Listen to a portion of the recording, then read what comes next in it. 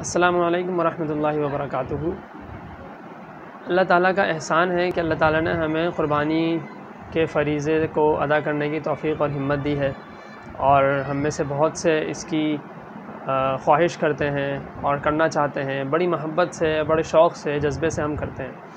بہت بڑی بات ہے، بہت عظیم بات ہے، بہت خوشی کی بات ہے، بہت نیکی کی بات ہے، بہت اجر کی بات ہے۔ لیکن جہاں یہ ایک قربانی ایک عبادت ہے، وہاں یہ ایک ہمارے لیے تربیت کا موقع بھی ہے، اور ہمیں بہت سی چیزوں کی اس میں احتیاط کرنی بھی ضروری ہے۔ قربانی کر لیتے ہیں اور بس جانور گلی میں گرا دیا، پوری گلی بلاک کر دی، راستے میں بیٹھنے سے حدیث میں ممانعت آئی ہے، چاہے جائے کہ آپ پورا جانور لٹا دیں، راستہ بلاک کر دیں، پھر اس کا خون ہوتا ہے، بائکس پہ لوگ جا رہے ہوتے ہیں، گاڑی میں تو چلیں آپ کے کپڑے محفوظ رہتے ہیں، لیکن بائک پر وہ جب جائیں گے چھینٹے خون کے اڑیں گے، کپڑے ناپاک ہو جائیں گے، نماز پڑھنی ہوتی ہے، کپڑے خراب ہو جائیں گے، تو یہ تو ایذاء مسلم ہے، یہ تو حرام ہے، گناہ کبیرہ ہے۔ حدیث شریف میں ہے کہ المسلم من سلم المسلمون من لسانہ و یدہ، اصل مسلمان تو وہی ہے کہ اس کے ہاتھ سے اور زبان سے کسی قسم کی کوئی تکلیف نہ پہنچے۔ یہ تو باقاعدہ طور پہ جو ہم بالکل اصل میں ہمیں اس چیز کا احساس نہیں رہتا، بس جانور گرانا ہے، بس ذبح کرنا ہے، قربانی کرنی ہے، بس لٹایا اور قربان کر دیا۔ بہت اچھی بات ہے، قربانی تو ہمیں کرنی ہے، لیکن اور چیزوں کا بھی تو خیال رکھنا ہے۔ جس طریقے سے نماز اس سے زیادہ جو بڑی عبادت ہے، جن میں 5 دفعہ فرض ہے، اس میں یہاں تک ہے کہ اگر آپ نے ایک ایسی جگہ نماز شروع کر دی جو راستہ ہے اور کوئی سامنے سے گزرے گا، تو حدیث شریف میں آتا ہے کہ اگر ایک آدمی کو سامنے سے گزرنے کا گناہ معلوم ہو جائے، نمازی کے سامنے سے گزرنے کا، تو وہ 40 تک کھڑا رہے۔ اب راوی کہتے ہیں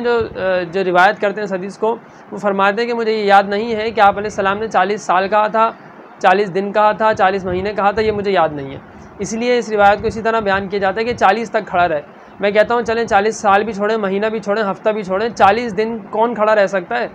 مقصد یہ ہے کہ اتنا زیادہ عذاب ہے اس چیز کا کہ اگر معلوم ہو جائے تو کھڑے رہو، یعنی کتنی دیر تک؟ کم سے کم 40 دن سے تو کم نہیں بولا ہوگا نا، تو 40 دن تک کھڑے رہنے کو تم تیار ہو جاؤ گے، لیکن وہاں سے ہلو گے نہیں۔ اتنی یعنی کہ کتنا سخت عذاب ہوگا، ہم سوچو تو صحیح، ہم سے 5 منٹ صبر نہیں ہوتا۔ لیکن جہاں یہ بات ہے کہ گزرنے والے کو گناہ ہوگا، وہاں یہ بات بھی ہے کہ اگر ایک شخص راستے کی جگہ پہ کھڑا ہو رہا ہے یا ایسی جگہ کھڑا ہو رہا ہے کہ لوگوں کو آنے جانے میں وہ جگہ استعمال کرنی پڑتی ہے، مثال کے طور پر مسجد میں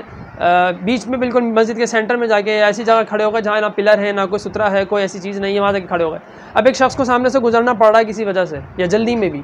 کسی وجہ سے اگر وہ گزر رہا ہے، تو اس وقت گزرنے کا گناہ اس گزرنے والے کو نہیں بلکہ اس نماز پڑھنے والے کو ہوگا کہ اس نے بلا وجہ ایسی جگہ نماز کیوں اپنی شروع کر دی جہاں نہ سترا تھا، نہ کوئی پلر تھا، نہ کوئی حجاب، کوئی چیز ہی نہیں تھی جس کی وجہ سے اس کے سامنے سے گزرا جا سکے۔ تو تم نے پہلے خیال کرنا چاہیے نا بھائی، تو آپ کو پہلے خیال کرنا چاہیے نا کہ آپ ایسی جگہ پہ کھڑے ہوں کہ جہاں سے کسی گزرنے والے کو اگر گزرنا ہو تو وہ گزر سکے۔ جہاں نماز میں مسجد کی حدود میں، وہ تو ہے ہی مسجد، پوری مسجد کا ایک انچ جو ہے وہ اس کی جگہ ہے، نماز کی جگہ ہے، تو جو چیز ہے ہی نماز کے لیے، وہاں اتنی احتیاط کا حکم ہے، تو روڈیں تو راستوں کے لیے ہیں، گلیاں تو سڑکیں تو راستے کے لیے ہیں، وہاں کتنی زیادہ احتیاط کا حکم ہوگا۔ اور پھر نماز نہیں، یہاں تو قربانی کا معاملہ ہے، اور قربانی بھی اللہ تعالیٰ نے یہ نہیں کہا کہ تم روڈ پہ کرو، گھر کے اندر اگر صحن ہے یا جہاں گاڑی کھڑی کرتے ہیں، آپ اپنے گھر کے اندر قربانی کریں، وہاں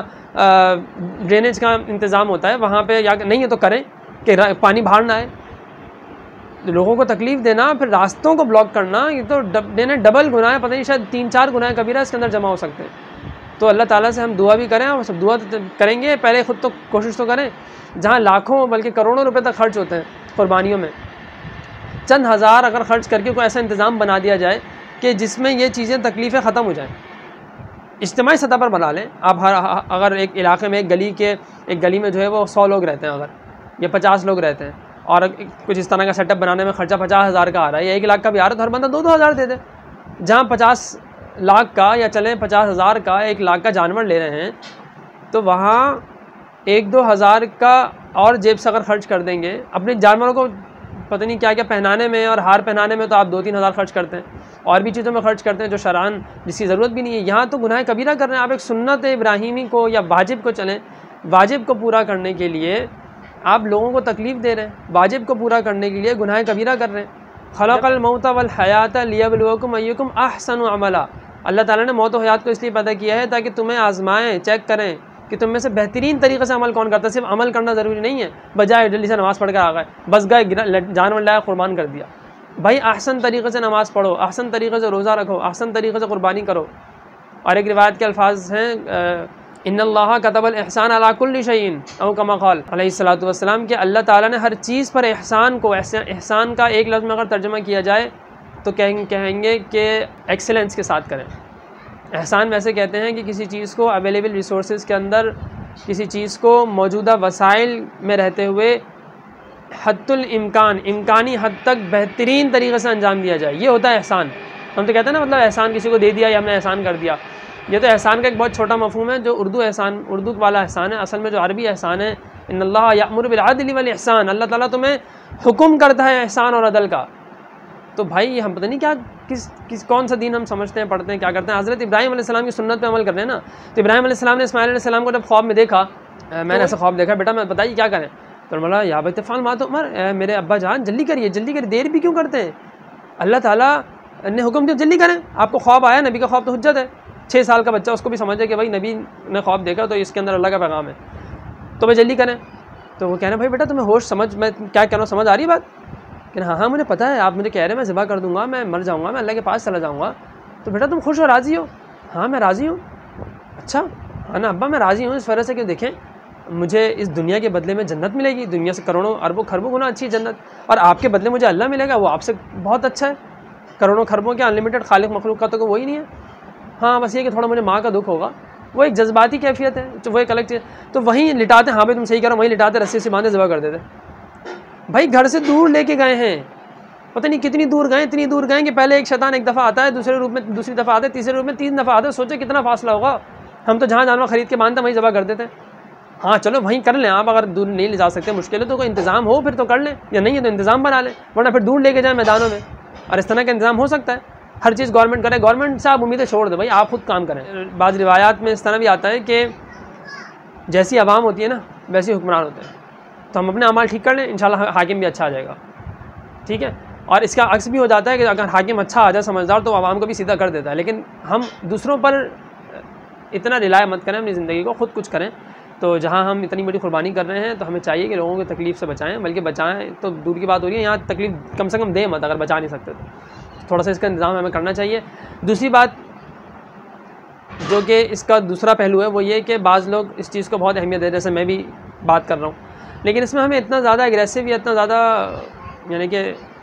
بہت زیادہ اتنا متشدد نہیں ہونا چاہیے، اتنا ایکسٹریم پہ نہیں جانا چاہیے کہ اگر آپ گاڑی چلا رہے ہیں اور یا بائک چلا رہے ہیں اور کوئی نے اس طرح کر دیا اس سے آپ کو تکلیف بھی پہنچتی ہے، تو ایک تو فطری ہے کہ وہ آپ کو غصہ بھی آئے گا، آپ کو برا بھی لگے گا، دل بھی دکھے گا، لیکن اس کے چکر میں آپ کم سے کم اس طرح کے الفاظ اپنے منہ سے مت نکالیں کہ ایسی قربانی کا تو کوئی فائدہ ہی نہیں ہے، ان کی تو قربانی غارت، اللہ ان کو غارت کا، اس طرح کی باتیں خدا کا واسطہ ہے، ایسی باتیں نہ کریں،